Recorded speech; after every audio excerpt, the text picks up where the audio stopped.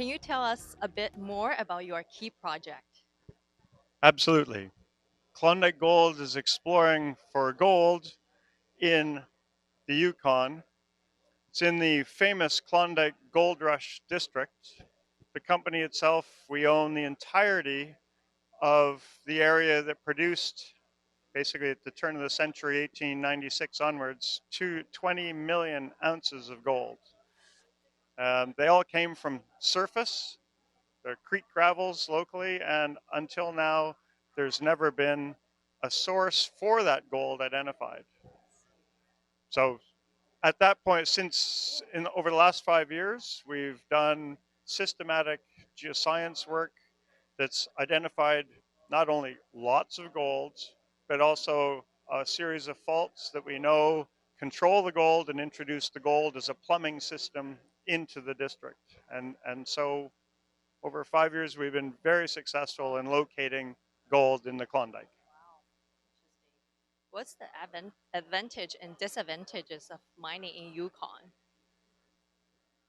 The Yukon advantages, number one, it's ranked as one of the best jurisdictions in the world to work from the perspective of permitting. Um, as an example, the local Yukon government are extremely supportive of mining.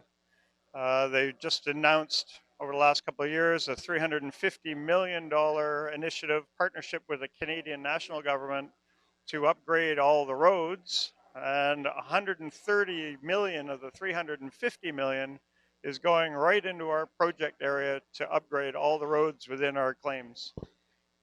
So it's also got, for Canada, a typical complaint is that the land claims for First Nations aren't settled. In Yukon, they were settled 25 years ago, and our First Nation, the Klondike are one of the leading economic development proponents. And so they currently have several mines within their traditional territory that they've permitted. That's really important because it gives us a path to development so that you have to go and earn their respect, but they can be partners going forward.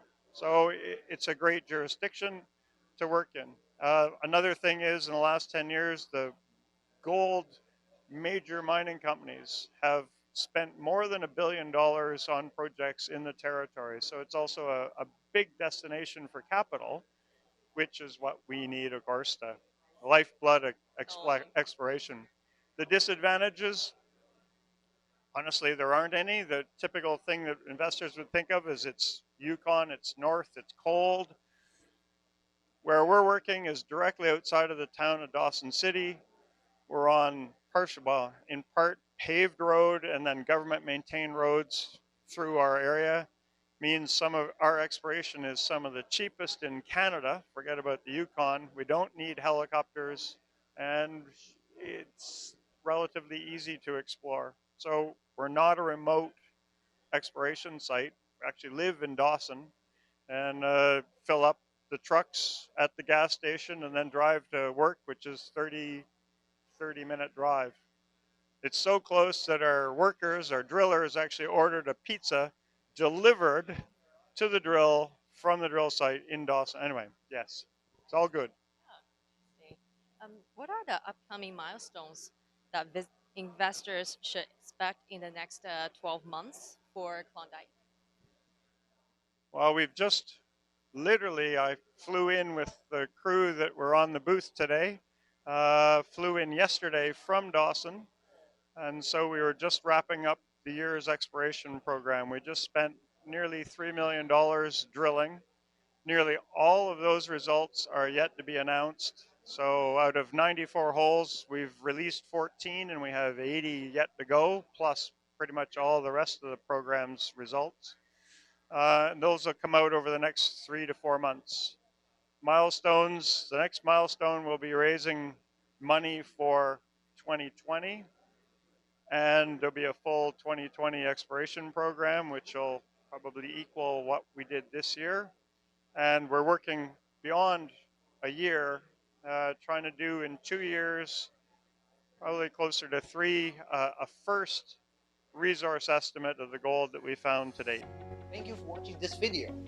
Please subscribe to our channel to watch more videos and presentations.